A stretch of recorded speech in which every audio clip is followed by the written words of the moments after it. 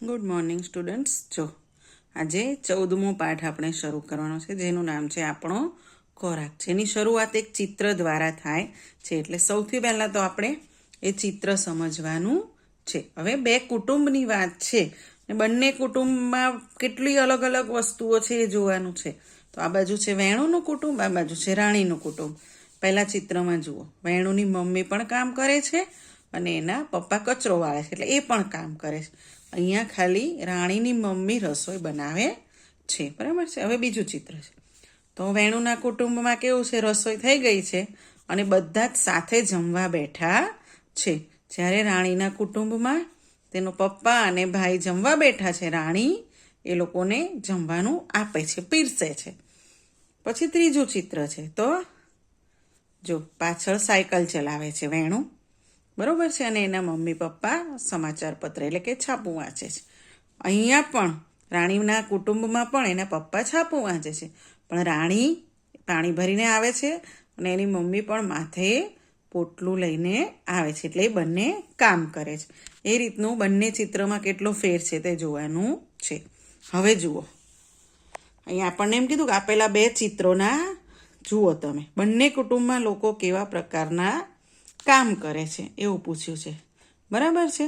તો મેં કીધું એમ વેણુની મમ્મી રસોઈ બનાવે છે, પપ્પા કચરો વાળે છે, બધું મેં કીધું ને.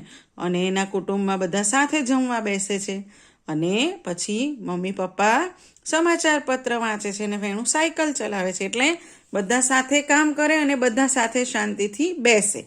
જ્યારે રાણીના કુટુંબમાં મમ્મી કામ કરે છે, રાણી પણ કામ કરે છે અને તેના પપ્પા છાપું વાંચે છે ને એને એની મમ્મી કામ કરી રહ્યા છે. હવે બીજો પ્રશ્ન શું છે, તમારું કુટુંબ આ બંનેમાંથી કોઈ એક જેવું છે? જો હા, તો કોના જેવું છે અને કેવી રીતે છે? તો અહીંયા તમારે તમારા કુટુંબનું લખવાનું છે. જો તમે બધા સાથે જમવા બેસતા હોય, મમ્મી પપ્પા સાથે કામ કરતા હોય, તો તમારે લખવાનું કે અમારા ઘરમાં બધા સાથે કામ કરે છે અને સાથે બેસે છે, આથી મારું કુટુંબ વેણુના કુટુંબ જેવું છે. જો તમારા ઘરમાં એવું હોય કે પપ્પા બહારનું કામ સંભાળતા હોય, મમ્મી ઘરમાં કામ કરતી હોય, તો તમારે લખવાનું મારું કુટુંબ રાણીનું કુટુંબ જેવું છે. એ રીતે તમારે અહીંયા લખવાનું છે, બરાબર છે. હવે જુઓ, અહીંયા શું છે, બીજા પ્રશ્નો છે થોડા. તમારા કુટુંબના બધા સભ્યો સાથે જમે છે? તો તમે એક ટાઈમ સવારમાં કદાચ એવું હોય કે પપ્પા નોકરીએ ગયા હોય, મમ્મી નોકરી કરતા હોય, તો બધા સાથે ના જમી શકે, પણ કોઈ પણ એક સમય તમે સાથે જમતા હોય તો અહીંયા લખવાનું છે, હા અમારા કુટુંબના સભ્યો સાથે જમે છે. અને જો ના હોય તો કેમ સાથે નથી જમતા? કોઈ બહાર હોય છે એટલે, કોઈને બીજું કંઈ કામ હોય છે, કે મમ્મી રસોઈ કરતી હોય અને પપ્પા જમવા બેસતા હોય છે, જે પણ કારણ હોય એ લખવાનું છે. તમે રસોઈ કામમાં કઈ કઈ રીતે મદદ કરી શકો છો? તો જો છોકરીઓ તો લગભગ રસોઈ કામમાં કંઈ ને કંઈ મદદ કરતી હોય. છોકરાઓને એમ થાય કે અમે કઈ રીતે, પણ તમે પણ મમ્મીને રસોઈ કામમાં મદદ કરી શકો. શાક ફોલી દો, ફોલવાનું શાક હોય તો, અથવા તો બીજું કંઈ મમ્મીને લાવવા કરવાનું હોય તો એ લાવી આપો રસોઈ માટેનું. એ રીતે તમે પણ મદદ કરી શકો. તો તમે જે પણ રસોઈ કામમાં મદદ કરતા હોય તે તમારે અહીંયા લખવાનું છે. કુટુંબમાં રસોઈ કામમાં કોણ મદદ નથી કરતું? કેમ? તો રસોઈમાં કોણ મદદ નથી કરતું? તો દાખલા તરીકે પપ્પા હોય તો પપ્પા કામ હોય, નોકરીએ જતા હોય એટલે પપ્પા મદદ નથી કરતા. ઘરમાં ઘરડા બા દાદા હોય તો તે રસોઈ કરી ના શકે એટલા માટે મદદ નથી કરતા. તો તમારા ઘરમાં જે રસોઈમાં મદદ ના કરતું હોય અને કેમ નથી કરતું તે અહીંયા લખવાનું છે. હવે અહીંયા બે કોષ્ટક આપ્યા છે, એક તમારા ઘરનું અને એક તમારા મિત્રના ઘરનું. હવે તમારા ઘરમાં આ બધા અહીંયા જે સવાલો છે એના જવાબ લખવાના, અને મિત્રના ઘરમાં તે કામ કોણ કરે છે તે લખવાનું. પહેલું છે રસોઈ બનાવવી, તો તમારા ઘરમાં તમારી મમ્મી કરતી હોય તો મમ્મી લખવાનું.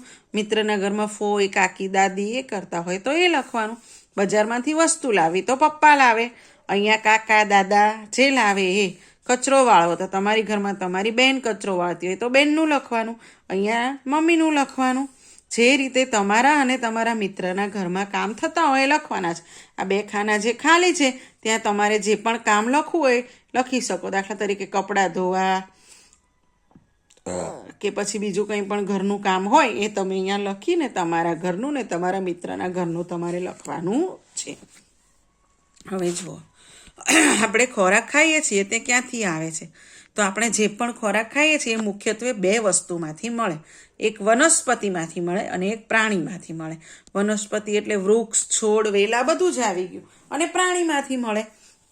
તો અહીંયા આ કોષ્ટકમાં તમને એમ કીધું છે કે જે વસ્તુ વનસ્પતિ, વ્યવસ્થિત બરોબર સાંભળજો, છોડ, વૃક્ષ, વનસ્પતિ એમાંથી મળે એના ગોળમાં લીલો કલર પૂરવાનો છે, અને જે વસ્તુ પ્રાણીમાંથી મળે છે એમાં તમારે લાલ કલર પૂરવાનો છે. હજી કહું છું, વનસ્પતિમાંથી મળે એનો લીલો કલર, પ્રાણીમાંથી મળે એમાં લાલ કલર પૂરવાનો છે. હવે મધ છે તો મધમાખીઓ ભેગું કરે એટલે એમાં લાલ કલર આવશે.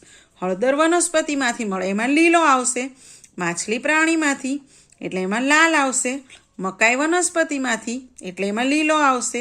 દૂધ પ્રાણીઓ આપે એમાં લાલ આવશે.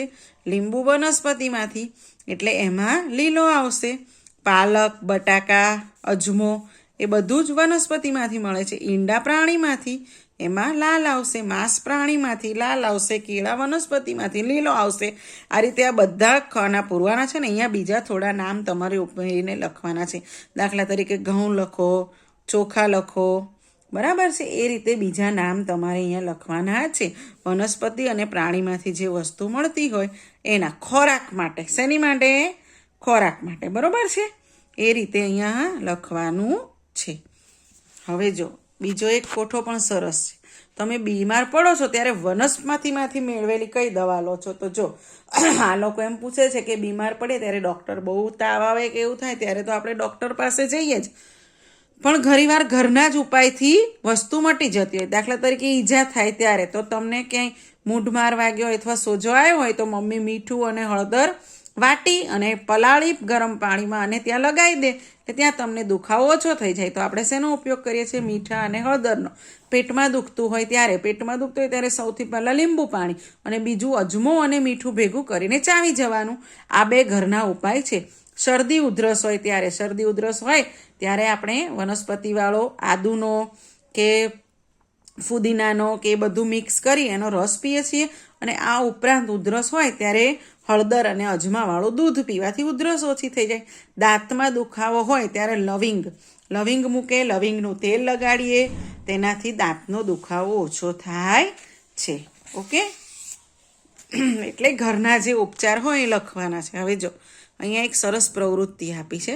4 ટોપલા આપ્યા છે. એક ફૂલનું છે, એક પાનનું છે, એક છોડના બીજા ભાગનું છે અને એક ફળનું છે. હવે અહીંયા બધું જ ભેગું થઈ ગયું છે. શું થયું છે? બધું ભેગું થઈ ગયું છે. એટલે તમારે એને તેના ટોપલા સુધી પહોંચાડવાનું છે. શું કરવાનું છે? એના ટોપલા સુધી પહોંચાડવાનું છે, બરાબર છે. હવે પહેલું શું છે? કચનાર ફૂલ. હવે ફૂલ લખ્યું છે એટલે તો ફૂલમાં જ હોય. ગાજર છે, બરાબર છે.